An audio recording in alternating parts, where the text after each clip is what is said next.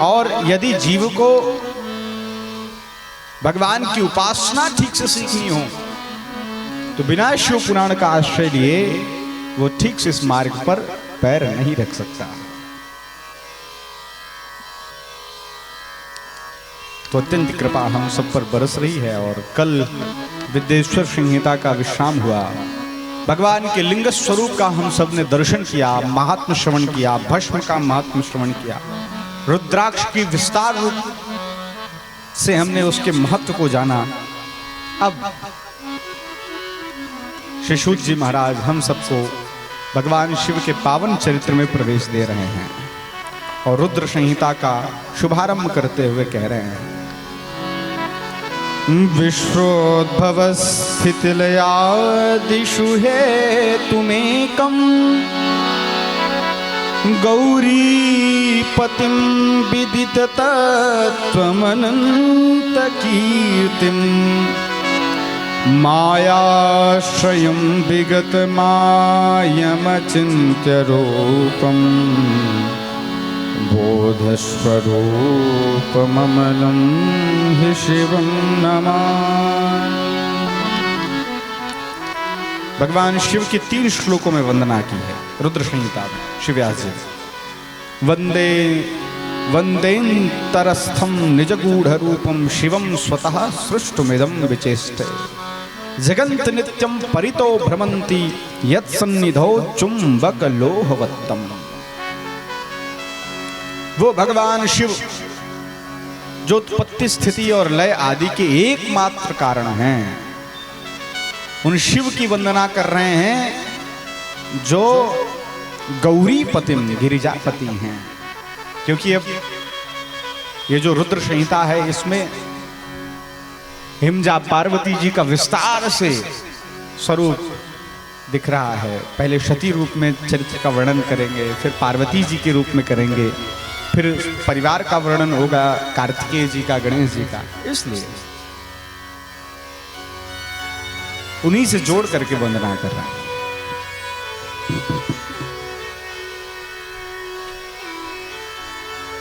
और श्री व्यास जी कह रहे हैं, जगतः पितरौ शंभुं जगतो मातरं शिवां तत्पुत्रं च गणाधीशं न त्वयैतदृण्महे।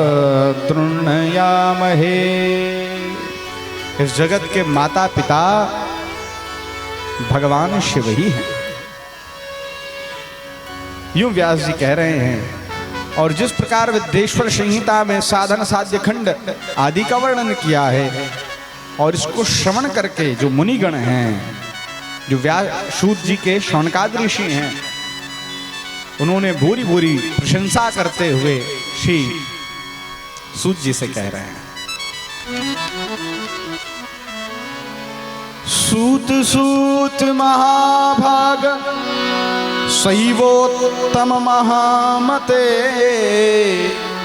श्रुत्वा तव वचो रम्यं चेतो नः सुकुतूहलम्।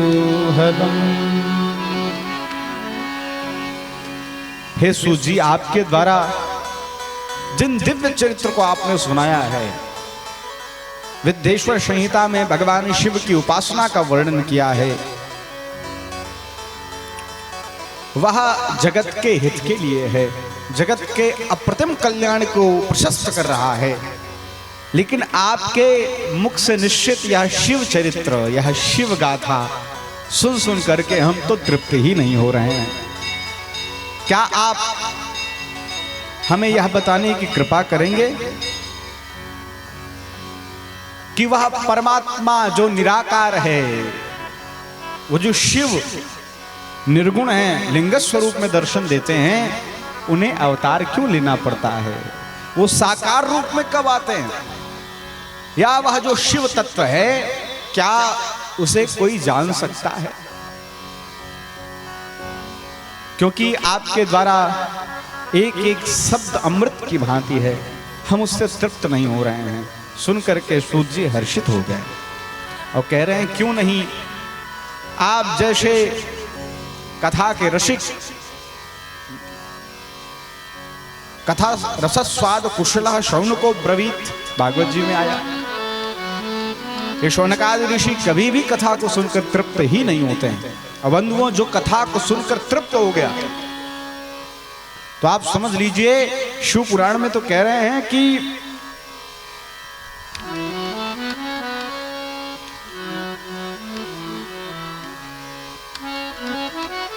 शंभोर गुणानुवादात्मको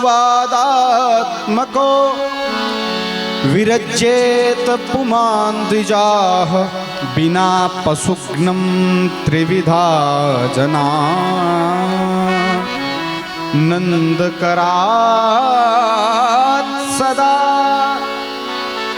जो भगवान की कथा को सुनकर अघा जाता है, तृप्त हो जाता है, वो पशुओं की हिंसा करने वाला निष्ठुर कसाई के समान है।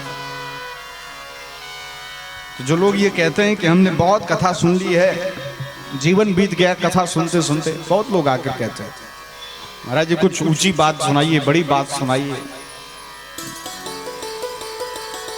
उनके लिए शिव पुराण कह रहा है ये कसाई के समान। कुछ लोग होते हैं कुछ ज्यादा ही भक्ति में आ जाते हैं और भक्ति में एक कदम भी नहीं चले होते हैं।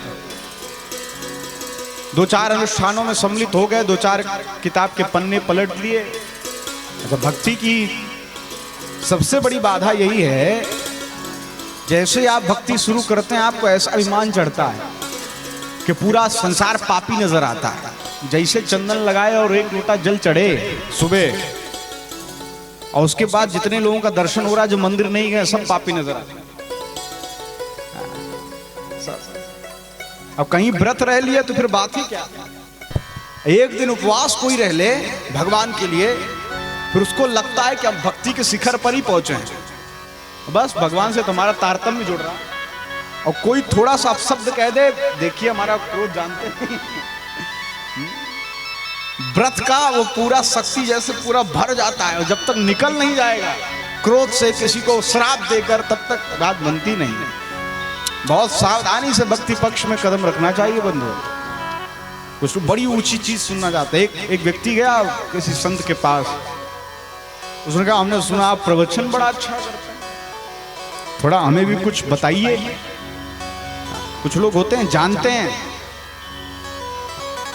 न जाने कितने ऐसे प्रश्न आते हैं, वो व्यक्ति स्वयं से जान कर आता है कि देखते हैं बता पाएंगे कि नहीं।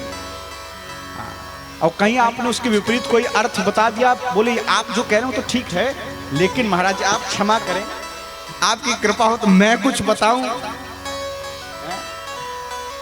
फिर वो अपना अर्थ बताता है, और अर्थ बता करके फिर कोई गलती तो नहीं है इसमें, फिर प्रामाणिकता भी चाहता है कि नहीं नहीं भैया हमसे अच्छा तुमने बताया। ऐसे भी लोग हैं। तो वो व्यक्ति गया, उसने कहा महाराज कुछ बताइए। तो उन्होंने कहा बेटा राम राम करो, क्या बताना है इसमें। बोले राम साधारण बात, कुछ ऊंची चीज बताइए, ऊंची चीज। बोले बेटा रामचरितमानस सुनाए। रामचरितमानस, बोले वो चौपाइयां तो कितनी बार पढ़ी हैं, थोड़ा कुछ ऊंचा और ऊंचा। आचार्य जी ऊंची चीज। तो उसने कहा गीता चलेगी, गीता। हाँ गीता बस पढ़ी है, जानता हूं, लेकिन फिर भी आप सुना दीजिए। अब महाराज जी प्रवचन शुरू किया, मुंडी हिला हिला के खूब सुने। जो प्रवचन करता गुरुजी थे, उन्होंने सोचा लगता है बात अच्छी लगी, क्योंकि श्रोताओं के मुख से पता चल जाता है कि वो सुन रहा है कि नहीं। आप लोग बातें कर रहे हैं, इधर बैठे उधर, तो यहाँ भी उत्साह डाउन ही हो जाता है। सुन तो रहे नहीं है, चलो 3 घंटा काट के उठ जाते हैं, लेकिन रसिक श्रोता मिल जाए, पिपासु रसिक भाव, तो वो चीजें यहां से निकलती हैं जिसकी आदमी कल्पना भी नहीं कर सकता, है ना। इसलिए जब आप दत्त चित्त होकर के कथा नहीं सुनते हैं तो आप केवल अपना अपराध नहीं करते, आप घाटे में नहीं होते हैं, आप ऐसे अपराध को जन्म देते हैं जीवन में जिसका प्रायश्चित भी नहीं। क्योंकि आप उदास होकर बैठे, आप कथा नहीं सुन रहे हैं, आप बगल में बात कर रहे हैं, उसका पूरा असर यहां होता है, क्योंकि मैं आपको देख रहा हूं ना। और जो कोई 1-2 व्यक्ति भी अगर दत्त चित्त होकर सुन रहा है और मैं उसे वो न दे पाया जो देना चाहिए था आपकी वजह से, तो उसका पूरा का पूरा पाप आप ही को लगेगा। इसलिए जब हम कथा में बैठे हैं तो हमारी पूरी जिम्मेदारी है कि हम पूरी एकाग्र चित्त होकर बैठें। हमारी वजह से किसी को डिस्टर्ब नहीं होना चाहिए, किसी को भी नहीं होना चाहिए। खास करके व्यास जी को।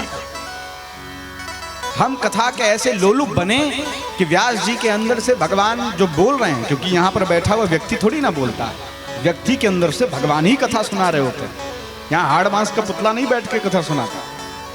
इसलिए ये पीठ आप ये मत सोना चौकी लगी है लकड़ी का बना है, नहीं नहीं नहीं, देखने में लग रहा है।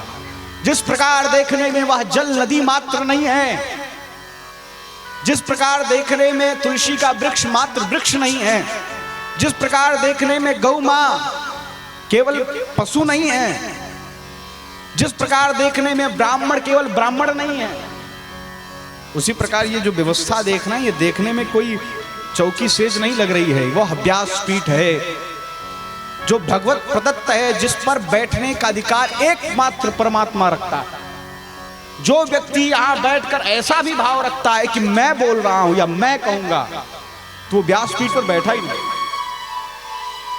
जिस प्रकार पूरा पूरा समर्पित होकर के व्यासपीठ पर बैठा जाता है और यह समझकर बैठा जाता है कि मैं केवल मुरली मात्र हूं। बंसी मुरली को देखा, उसमें अपना कुछ होता है, छिद्री छिद्र होता है, कोई पेन ड्राइव लगती है क्या? नहीं, बजाने वाला कोई और होता है। बस उस मुरली की सबसे बड़ी सार्थकता यही है कि उस मुरली ने स्वयं को समर्पित कर दिया। कहता है जितने भी छिद्र, छिद्र मतलब अवगुण, उन छिद्रों को जब हम परमात्मा के सन्मुख समर्पित कर देते हैं, उन्हीं अवगुणों को गुण में परिणत करके वो मुरलीधर ऐसा बजाता है, ऐसी राग ऐसी धुन निकलती है कि सुनने वाले मंत्रमुग्ध हो जाएगा। तो ये टेप रिकॉर्डर नहीं है, ये मात्र बंसी है, इसके अंदर से बोलता कोई और है। इसलिए व्यासपीठ पर बैठा हुआ साक्षात भगवान ही होता। और बैठने वाले व्यक्ति को भी यही सोचना चाहिए कि मेरे अंदर भगवान है, मैं नहीं हूं, मेरे अंदर है, मेरे अंदर से बोल रहे हैं, मेरा अपना कुछ नहीं है, मैं तो अवगुण हूं, अवगुणी हूं। इसलिए गोस्वामी जी लिखते जा रहे हैं रामचरितमानस, बार बार विनय पत्रिका में कह रहे हैं मोह सम कुटिल नमो सम का, मतलब अपने छिद्रों का स्मरण रहे, अपनी दीनता का, अपनी कृपणता का स्मरण रहे। तो छिद्रों का स्मरण रहेगा तो छिद्रों को गुण में परिणित करते रहेंगे भगवान। बात समझे? अब वो व्यक्ति बोला गीता, हाँ गीता सुना रहे हैं और श्लोक आया, यह पूरा संसार गाय की तरह है और इस गाय रूपी गाय से दुग्ध तो होने वाले भगवान श्री कृष्ण हैं। दोग्धा गोपाल नंदनहा, दोग्धा गोपाल नंदन, दूहने वाले भगवान श्री कृष्ण। अब वो खुद सुने, गुरु जी सोचे पक्का लगता है समझ में आ रहा। 2 घंटे प्रवचन चला,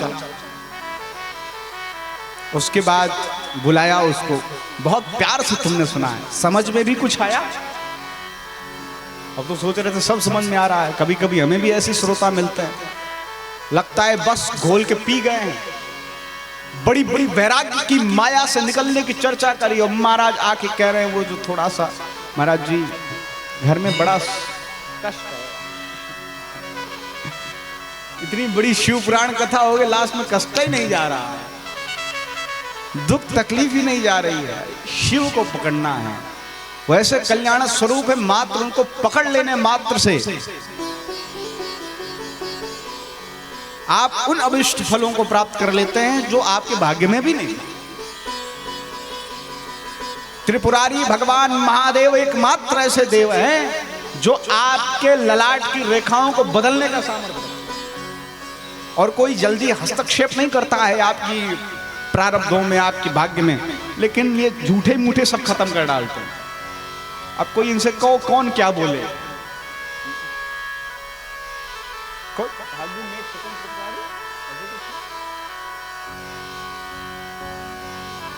और उसने कहा कि हमको नहीं समझ में आएगा, आप जो गीता सुन हमको नहीं समझ, क्या बात कर रहे हैं। बस 2 बात नहीं समझ में आई, पूरा तो आप बहुत अच्छा सुनाए, बहुत अच्छा लगा मुझे। वो जो बार बार 2 गधा बोल रहे थे आप, वो 2 गधा कौन था? दोग्धा गोपाल नंदन, दोग्धा मतलब दुहने वाला। अब व्यक्ति समझ रहा 2 गधे की कथा सुना रहे हैं गुरु जी, समझने वाले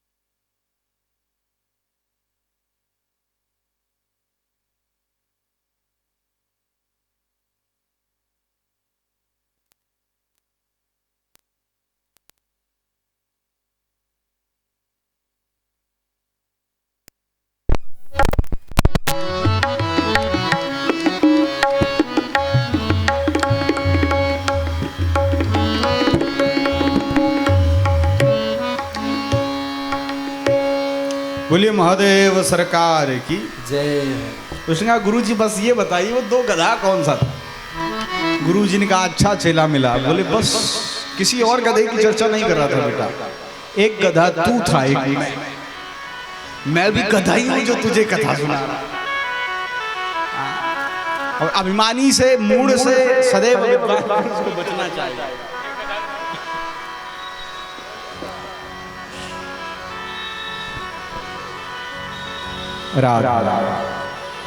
किस इको बढ़ गया? अच्छा शिव शंभू इको काहे बढ़ा दिया?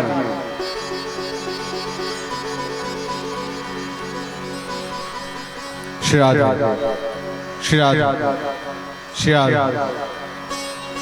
ओम इको वाली बटनियां नहीं मिल रही है। श्री राधे जय हो, बहुत बहुत धन्यवाद। लेकिए जाते सब इधर उधर हो जाता है क्या? ओके बोलिए महादेव सरकार की जय हो। तो कहीं आप वैसे श्रोता तो नहीं है, हैं? कि हम कहें कुछ समझे कुछ और, ऐसा तो नहीं? ध्यान से सुना है। ये शौनकादि ऋषि अत्यंत कथा के रसिक हैं, इसलिए कभी भी आघाते नहीं है कथा से। और पूछा है कि आप कृपा करके भगवान शिव किस प्रकार अवतार धारण करके आते हैं और शिव तत्व को क्या कोई जान सकता है? इसके संदर्भ में श्री सूत जी कह रहे हैं मैंने नहीं, एक बार ब्रह्मा जी से ही ऋषिगणों ने प्रश्न किया, जो तीसरा संवाद है, और कह रहे हैं किस प्रकार शिव तत्व को जानने के लिए नारद जी ने अथक परिश्रम किया था। और यहां पर नारद मोह की कथा सुना रहे हैं। इको फिर भी बढ़ गया है, इको थोड़ा और कम करवाइए, वोल्टेज से वही बढ़ गया। एक बार की बात,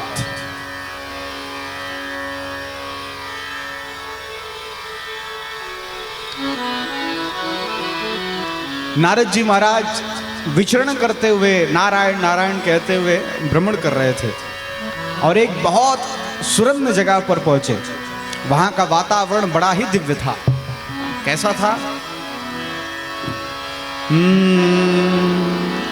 निरखी शैल सरि विपिन विभागा, निरखी शैल सरि विपिन। शिव पुराण का ही अनुवाद कर रहा हूं। निरखी शैल सरि विपिन विभागा, निरखी शैल सरि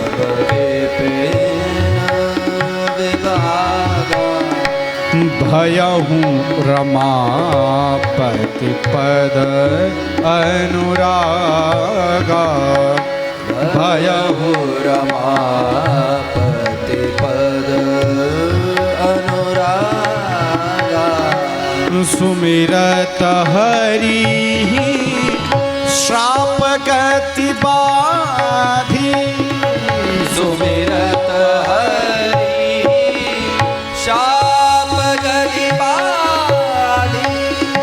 सहज विमल मन लागी समाधि, सहज मन लागी समाधि, निरखी शैल सरि विपिन विभागा, निरखी शैल सरि विपिन विभागा, निरखी शैल सरि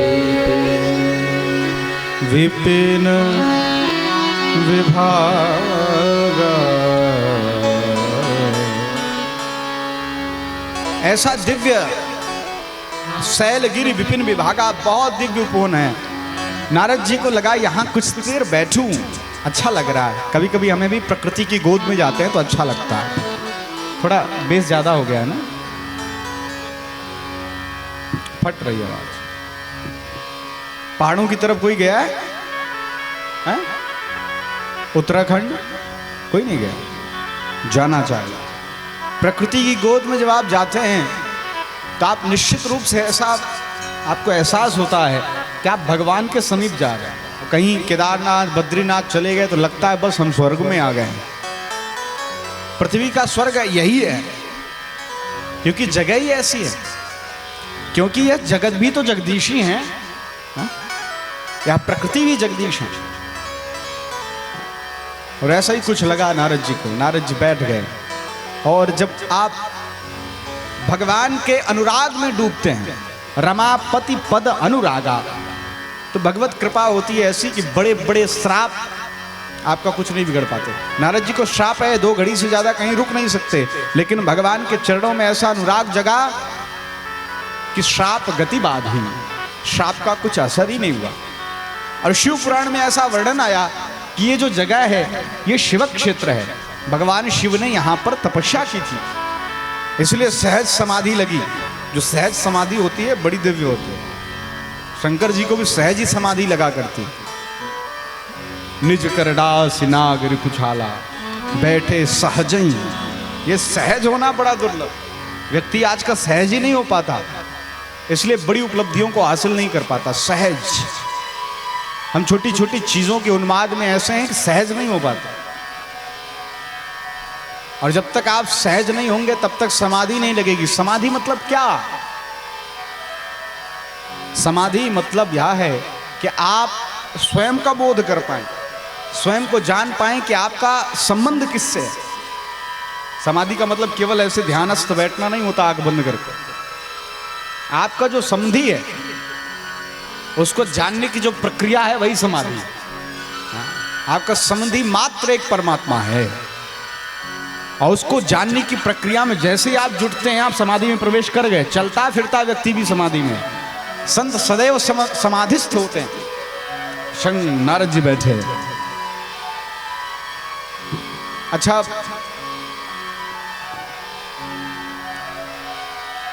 इंद्र देवताओं का राजा, वो बेचारा बीच बीच में डरता ही रहता। नारद जी को